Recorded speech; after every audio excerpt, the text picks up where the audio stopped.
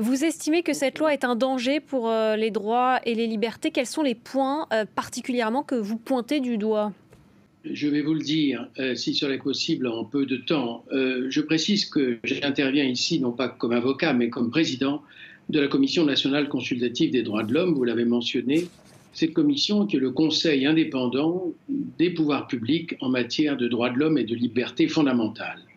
Eh bien, cette commission, qu'on appelle la CNCDH, pour aller plus vite, a déjà émis plusieurs avis réservés sur cette loi alors qu'elle était en discussion. Un premier avis en janvier dernier et un second avis en mars dernier.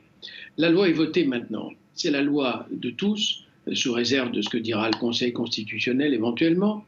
Mais nous avons émis des réserves parce que cette loi qui, initialement, était prévue pour résister et lutter contre le séparatisme islamique est désormais pour conforter les principes républicains, comme si ces principes avaient besoin d'être confortés alors qu'ils sont assez solides.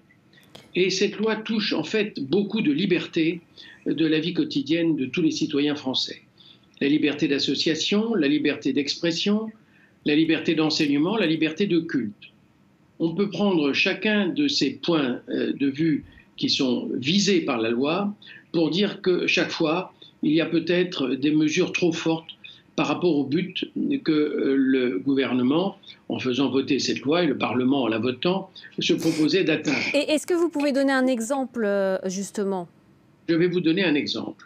Vous l'avez évoqué d'ailleurs dans la présentation, pour les associations, désormais, il va falloir signer un contrat d'engagement républicain. Alors qu'auparavant, avec les fameuses lois de 1901, pour la loi d'association générale, complétée par les lois de 1905 et 1907 en matière cultuelle, eh bien, la liberté d'association était la plus grande possible en France.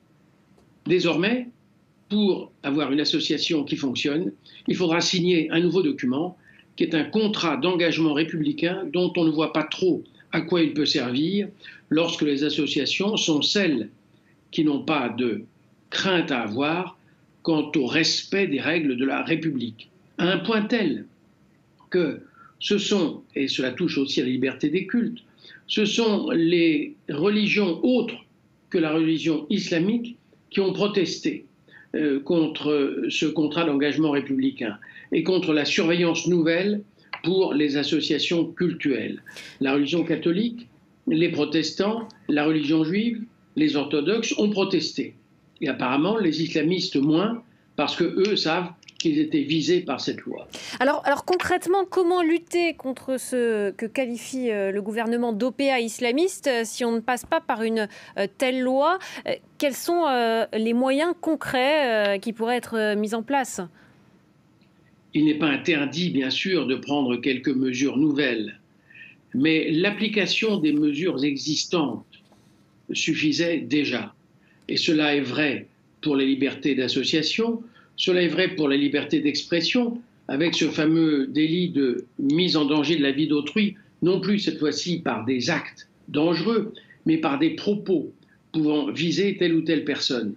Bien sûr, on comprend le désir de protéger notamment les forces de l'ordre, mais cette interdiction d'avoir pour la presse les difficultés qu'elle rencontre pour intervenir, par exemple, sur les sites des manifestations, ne va pas faciliter les choses, alors que la liberté de la presse est une liberté fondamentale.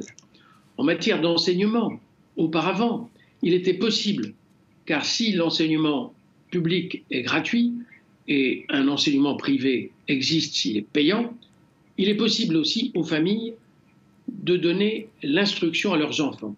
Ce qui est obligatoire en France, c'est l'instruction des enfants. Ce n'est pas l'éducation dans un établissement public ou privé.